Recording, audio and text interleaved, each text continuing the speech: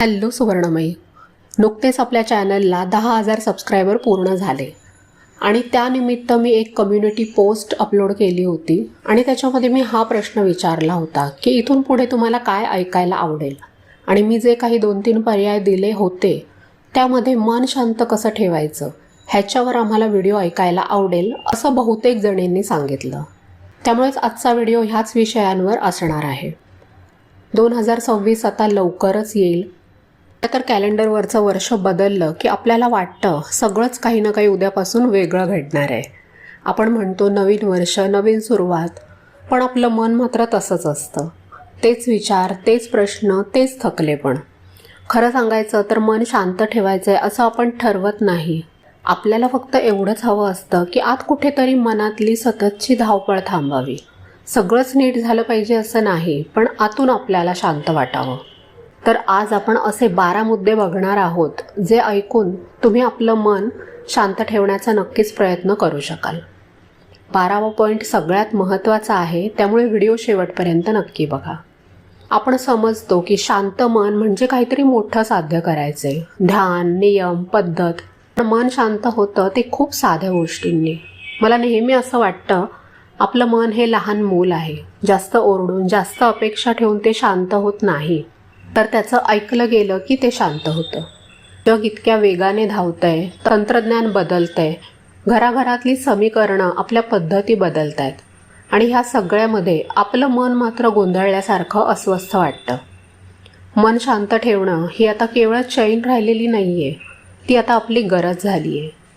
मला वाटतं शांतता शोधायला आपल्याला हिमालयात किंवा कुठे बाहेर जायची अजिबात गरज नसते. ती आपल्या रोजच्या जगण्यात, स्वयंपाकघरातल्या वाफेमध्ये, मुलांशी बोलताना आणि अगदी स्वतःशी संवाद साधताना सुद्धा सापडू शकते. ही शांतता म्हणजे काही बाहेरचा गोंगाट, आवाज थांबवणं नसतं, तर मनाच्या आतला गोंधळ शांत करणं आहे. आपला पहिला पॉईंट आहे की 2026मध्ये आपल्याला सगळंच बदलायचं आहे असं नाही. काही गोष्टी अर्थातच तशाच राहणार आहेत, काही लोक बदलणार नाहीत, काही परिस्थिती तशीच असणार आहे. हे स्वीकारणं कठीण जातं, पण इथेच आपलं मन शांत करायला आपल्याला चान्स असतो. आपण बायका काय करतो, प्रत्येक गोष्ट आपल्या मनासारखीच झाली पाहिजे असा हट्ट धरतो. सकाळी उठल्यापासून रात्री झोपेपर्यंत घराचं चक्र आपल्या शब्दावर फिरावं असं आपल्याला वाटतं. मग कधी भाजीवाल्याने जास्तीचे पैसे घेतले, कधी मुलांनी उलट उत्तर दिलं किंवा कधी नवऱ्याने कामात हलगर्जीपणा केला की आपलं संतुलन बिघडतं आणि तिथेच आपण चुकतो. आपण कंट्रोल करायला बघतो, पण हे जग आपल्या नियंत्रणाने चालत नाही. हे ॲक्सेप्ट करायला आपल्याला वेळ लागतो.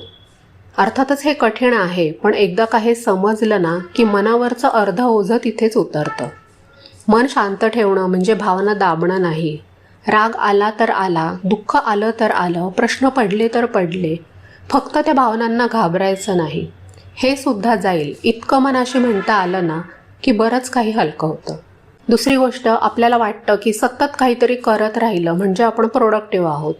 काम, जबाबदाऱ्या, चिंता हे सतत आपण काही ना काही करतच असतो.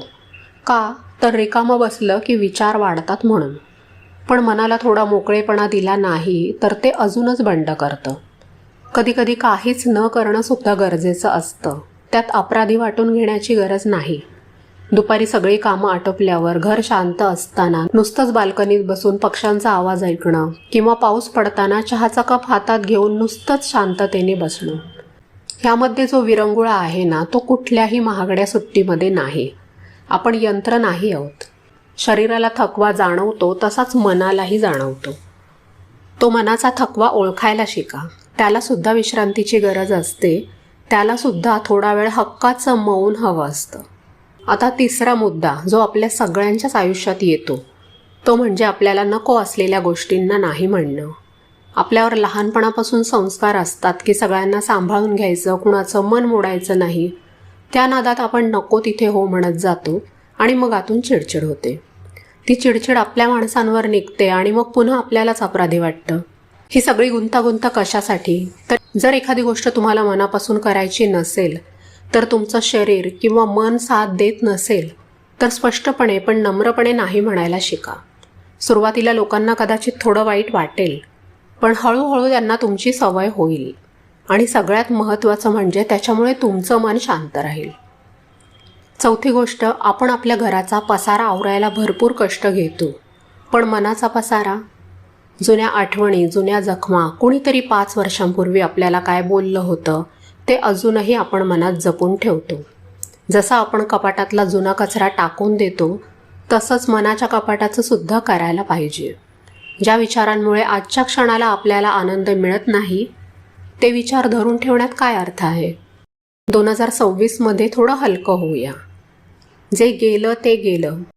भूतकाळ बदलता येत नाही आणि भविष्याची भीती बाळगून वर्तमान खराब करण्यात शहाणपण नसतं. आजचा दिवस, आत्ताचा हा क्षण आपल्या हातात आहे. तो पूर्णपणे जगलो ना तर आपलं मन नक्कीच शांत राहायला मदत होईल. 5वी गोष्ट, माणसांच्या बाबतीतही थोडं सावध राहिलं पाहिजे. काही लोक आपल्या आयुष्यात फक्त आपली एनर्जी ड्रेन करायला येतात. सतत तक्रारी करणारे, नकारात्मक बोलणारे किंवा आपल्याला कमी लेखणारे लोक. अशा लोकांशी वाद घालण्यात किंवा त्यांना सुधारण्यात आपली शक्ती खर्च करण्यापेक्षा त्यांच्यापासून सन्मानपूर्वक अंतर ठेवणं कधीही चांगलं. आपल्याला वाटतं आपण त्यांना बदलू शकू, पण माणसं स्वतःहून त्यांच्या मनाने ठरवल्याशिवाय बदलत नाहीत. मग आपण आपली शांतता त्यांच्या हातात का द्यायची? अजून एक गोष्ट म्हणजे इतरांसमोर आपण संयमी असतो, समजून घेणारे असतो, पण स्वतःविषयी मात्र खूप कठोर. थोडी चूक झाली की लगेच स्वतःला दोष देतो. मन शांत ठेवायचं असेल तर स्वतःशी बोलण्याची भाषा बदलावी लागते. मी परफेक्ट नाही, पण मी प्रयत्न करतेय एवढं स्वतःला म्हणणं सुद्धा पुरेसं असतं. 6वी गोष्ट आहे डिजिटल उपवास. आजच्या जगात माहितीचा ओघ इतका प्रचंड आहे की त्याच्यामुळे आपलं डोकं बधीर होतं. सतत मोबाईल, सारख्या बातम्या, व्हॉट्सअपवरचे सततचे मेसेज, हे सगळं आपल्या मेंदूला सतत कामाला लावतं. त्यामुळे मनसुद्धा डिस्टर्ब राहतं. त्यामुळे कधीतरी डिजिटल उपवास करून बघा. सुरुवातीला दिवसातला 1 तास मोबाईल लांब ठेवा. तेवढा वेळ निसर्गाच्या सान्निध्यात जा, मातीचा वास घ्या किंवा एखाद्या जिवंत माणसाशी गप्पा मारा. जेव्हा आपण तंत्रज्ञानापासून, टेक्नॉलॉजीपासून लांब जातो, तेव्हाच आपल्याला कळतं की आपण किती गोष्टी विसरलो होतो. आपल्याला वाटतं आपल्याला सगळ्या जगाची माहिती हवी आहे, पण खरं तर आपल्याला आपल्या स्वतःची ओळख करून घेण्याची जास्त गरज असते. 7वी गोष्ट आहे माइंडफुलनेस. आता हा शब्द ऐकला की आपल्याला ध्यानधारणा, एखादा आश्रम अशा गोष्टी आठवतात. पण घरातल्या छोट्या जबाबदाऱ्या पार पाडताना सुद्धा आपण शांत राहू शकतो. आपण नेहमी पुढचाच विचार करतो. उद्या काय, पुढच्या महिन्यात काय, पुढच्या वर्षी काय, पण आजचा दिवस मात्र दुर्लक्षात जातो. आजचं जे आहे ते पूर्णपणे न जगल्यामुळे मन कायम अस्वस्थ राहतं. कोणतंही काम करताना घाई न करता शांतपणे करणं, ह्या साध्या साध्या गोष्टी मनाला थांबायला शिकवतात. समजा तुम्ही स्वयंपाक करताय तर तो त्रासाचा भाग म्हणून न करता त्या अन्नाकडे, त्या वासाकडे लक्ष देऊन केलं तर तो सुद्धा एक प्रकारचा ध्यानाचा अनुभव होऊ शकतो. आपल्यापैकी बऱ्याच जणींना ही सवय असते की हातात एक काम चालू आहे आणि मनात मात्र दुसरेच कुठले तरी विचार चालू असतात. त्यामुळे मन जास्त थकून जातं. घरात असताना कुठेतरी बाहेर फिरायला जाण्याची इच्छा आणि बाहेर फिरायला गेलो की घराची चिंता. अगदी पोथी वाचताना, जपमाळ करताना सुद्धा मन एकाग्र करणं आपल्याला कठीण जातं. बहिणाबाईंनी म्हटलंच आहे ना, मन वढाय वढाय उभ्या पिकातलं ढोर, किती हाकला हाकला फिरी येतं पिकावर. पण आपलं प्रत्येक काम जाणीवपूर्वक करणं हीच तर खरी कला आहे. जेव्हा मन एका जागी असतं तेव्हा गोंधळ आपोआप कमी होतो. प्रयत्न करून बघा. सवयीने मन भरकटणारच, त्याला पुन्हा पुन्हा जागेवर आणून हळूहळू सवय लावायची. 8वा पॉईंट आहे, जेव्हा कधी खूप अस्वस्थ वाटेल, असं वाटेल की आता सगळं असह्य होतंय, तेव्हा खोल श्वास घ्या आणि स्वतःला सांगा, हे सुद्धा टिकणार नाही. हे वाक्य खूप जादुई आहे. सुख असो वा दुःख, काळ कुणासाठीच थांबत नाही. तुम्ही आज ज्या संकटात आहात ते उद्या नसेल, हा विश्वास मनात असला ना की कोणत्याही वादळात आपण स्थिर राहू शकतो. आपण खूप गोष्टी मनात साठवतो, बोलायचं राहून जातं, व्यक्त व्हायचं राहून जातं. मग मनातल्या मनातच चर्चा चालू राहतात. आपल्याला काय म्हणायचं होतं, आपण काय उत्तर द्यायला हवं होतं, हे सगळं मनातच फिरत राहतं. कधीकधी फक्त एवढंच पुरेसं असतं की ठीक आहे, हे माझ्या हातात नाही, आणि विषय सोडून द्यावा लागतो. 9वी गोष्ट, स्वतःवरचा विश्वास कधीच कमी होऊन द्यायचा नाही. तुम्ही इथवर आला आहात, इथवर तुम्ही तुमचं घर, मुलं, जबाबदाऱ्या सांभाळल्या आहेत, म्हणजे तुमच्यात ताकद नक्कीच आहे. फक्त ती ताकद आता विसरलेली आहे, विखुरलेली आहे. तिला एकत्र करायचे. 2026मध्ये आपलं ध्येय हे नसावं की आपल्याला खूप काही मिळवायचे. उलट आपलं ध्येय हे असावं की आपल्याला काही गोष्टी सोडून द्यायच्या आहेत. मग ती चिंता असू दे, तुलना असू दे किंवा नको असलेला राग. हे सगळं ऐकायला खूप छान वाटतं, पण प्रत्यक्षात आणणं कठीण आहे हे मला माहिती आहे. मी स्वतःसुद्धा अजून हे शिकतेच आहे, पण आपण प्रयत्न तरी करू शकतो. दिवसभरात एखादी तरी स्वतःला आवडणारी गोष्ट करा. हळूहळू तुम्हाला बदल जाणवेल. तुमच्या आवाजातला चढ उतार, डोळ्यातली अस्वस्थता कमी होईल आणि चेहऱ्यावर एक समाधान येईल. 10वी गोष्ट, आपण स्वतःला सतत विचारत राहतो की मी बरोबर करतीये ना. घर, मुलं, नातेसंबंध, पैसा, आरोग्य, सगळ्या बाबतीत एकाच वेळी सगळीकडे आपण परफेक्ट असू शकत नाही. आपण सगळीकडे बरोबर वागणं शक्यच नाही. कधीतरी कुठेतरी काहीतरी कमी पडणारच. आपण देव नाही, माणूस आहोत. आपल्याकडून किंवा दुसऱ्या कोणाकडून अधूनमधून चुका होतच राहणार. हे स्वीकारायला वेळ लागतो, पण एकदा मनाने हे मान्य केलं ना की अर्धा ताण कमी होईल. आपण जे आहोत, ज्या टप्प्यावर आहोत ते कमी नाही आहे हे मनाला पटायला सुद्धा वेळ लागतो. पण हळूहळू ते पटलं ना की मगच खरी शांतता येते. 11वा पॉईंट आहे अपेक्षा सोडून देणं. हा शब्द ऐकला की लगेच असं वाटतं की अपेक्षा सोडायची म्हणजे उदासीन व्हायचं, कुणाकडून काहीच नको अशी भूमिका घ्यायचं. पण तसं नाही. खरं सांगायचं तर अपेक्षा आपण मुद्दाम धरून ठेवत नाही, त्या आपोआप तयार होतात. ज्या व्यक्तींसोबत आपण जगतो, ज्यांच्यासाठी आपण मेहनत करतो, ज्यांना आपण समजून घेतो, तर तिथे आपल्या मनात अपेक्षा येतेच. पण इथेच गोंधळ होतो. आपण समजतो की माझी अपेक्षा रास्त आहे म्हणून समोरच्याने ती पूर्ण केलीच पाहिजे.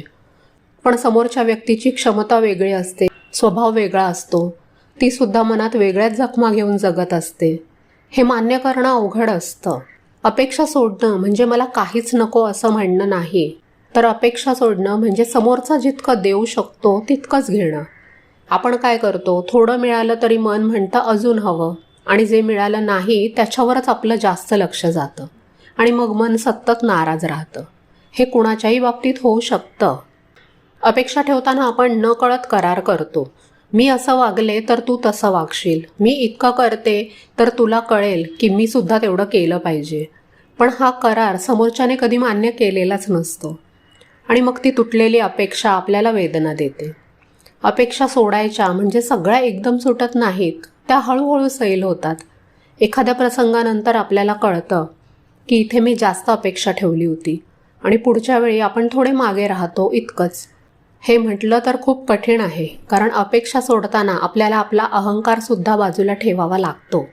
मीच योग्य आहे ह्या भावनेला थोडी विश्रांती द्यावी लागते. पण मन शांत करण्यासाठी हा त्याग आवश्यक असतो. एक गोष्ट लक्षात ठेवायला पाहिजे की अपेक्षा सोडणं म्हणजे स्वतःची किंमत कमी करणं नाही. आपण काय सहन करायचं, काय नाही हे ठरवणं वेगळं आहे. आपल्या बाउंड्रीज असणं वेगळं आहे आणि अपेक्षा करून स्वतःला त्रास करून घेणं हे वेगळं. कधीकधी अपेक्षा सोडल्यावर नातं कमी होत नाही, उलट हलकं होतं आणि अपेक्षा कमी असल्यामुळे ते जास्त घट्टही होऊ शकतं. कारण त्यावेळी मग आपण समोरच्याकडून काही सिद्ध करून घ्यायचा प्रयत्न करत नाही. आपण फक्त जे आहे ते पाहतो आणि ॲक्सेप्ट करतो. आपल्या मनाला ही गोष्ट ॲक्सेप्टन्स फार आवडते, कारण मग त्याला सतत लढावं लागत नाही. आणि हे सगळं एका दिवसात जमणार नाही. हे मान्य करायला, इम्प्लिमेंट करायला वेळ लागणार आहे. पण ज्या दिवशी आपल्याला असं वाटायला लागतं की ठीक आहे, एवढंच मिळणार आहे आणि तेवढ्यात मी ठीक आहे, त्या दिवशी मन थोडंसं शांत होतं. आता सगळ्यात महत्त्वाचा म्हणजे 12वा पॉईंट. ह्या सगळ्यामध्ये मला वाटतं आपल्याला अध्यात्माचा आधार खूप मोठा धीर देऊ शकतो. अध्यात्म हा शब्द ऐकला की काही जणी लगेच घाबरतात. म्हणतात हे माझ्यासाठी नाही, वेळ नाही, समजत नाही, नियम पेलवत नाहीत. पण मन शांत ठेवण्यासाठी जे अध्यात्म लागतं ना ते खूप साधं असतं. त्यासाठी वेगळं काही व्हायची गरज नसते. आपण जसे आहोत तेवढंच पुरेसं असतं. खरं सांगायचं तर अध्यात्म म्हणजे देव, मंत्र, पूजा एवढंच नाही आहे. माझ्यासाठी अध्यात्म म्हणजे शरण जाणं. जेव्हा आपण खूप प्रयत्न करून थकतो, डोकं चालवून दमतो आणि शेवटी म्हणतो ना देवा आता तूच बघून घे, जे होईल ते तुझ्या इच्छेने. तो जो क्षण असतो ना, ती खरी शांती असते. आपण आपल्या आयुष्याचं ओझं त्या एका मोठ्या शक्तीच्या खांद्यावर टाकतो. कधीकधी शांत बसून केलेलं नामस्मरण किंवा फक्त आपल्या श्वासावर लक्ष केंद्रित करणं, ही सुद्धा एक प्रकारची साधना आहेच. हे जाणवणं की मी एकटी नाही आहे, माझ्या मागे काहीतरी आहे जे मला सावरतंय, पाठिंबा देतंय, ही गोष्ट खूप मोठं बळ देते. नामस्मरण करताना आपल्या जिभेवर जे शब्द असतात ते आपल्या मनाचा वेग आपोआप कमी करतात. हे करून बघा. कधी खूप अस्वस्थ वाटलं तर फक्त डोळे मिटून त्या निराकार शक्तीचं स्मरण करा. हळूहळू आतली वादळं शांत होताना जाणवतील. म्हणूनच 2026मध्ये मन शांत ठेवायचं असेल तर फार मोठ्या गोष्टींची यादी नको. फक्त स्वतःला थोडं कमी दडपायचे, थोडं जास्त समजून घ्यायचे आणि जे शक्य नाही ते सोडून द्यायचे. तुम्हाला हे सगळं नक्कीच जमेल. तुम्ही समर्थ आहात. ही 2026मधली मनाची शांतता तुमच्या आयुष्यात एक नवीन उभारी घेऊन येईल. आजचा हा संवाद तुम्हाला कसा वाटला? तुमच्या मनात काय विचार आले? हे मला कमेंटमध्ये नक्की सांगा. आपण एकमेकींच्या अनुभवांमधूनच शिकत असतो. इतर मैत्रिणींनासुद्धा हा व्हिडिओ पाठवा. त्यांनासुद्धा कदाचित या शांत शब्दांची गरज असेल. चॅनलला अजून सबस्क्राईब केलं नसेल तर नक्की करा, कारण आपण या प्रवासात एकमेकींच्या सोबतीने चालणार आहोत. डिस्क्रिप्शन बॉक्समध्ये सुवर्णमयी चॅनलच्या व्हॉट्सअप ग्रुपची लिंक दिलेली आहे. त्या लिंकवरून ग्रुप जॉईन करा. स्वतःच्या मनाची काळजी घ्या. भेटूया पुढच्या वेळी अशाच आश्वासक आणि निवांत गप्पांसाठी. तोपर्यंत आनंदात राहा.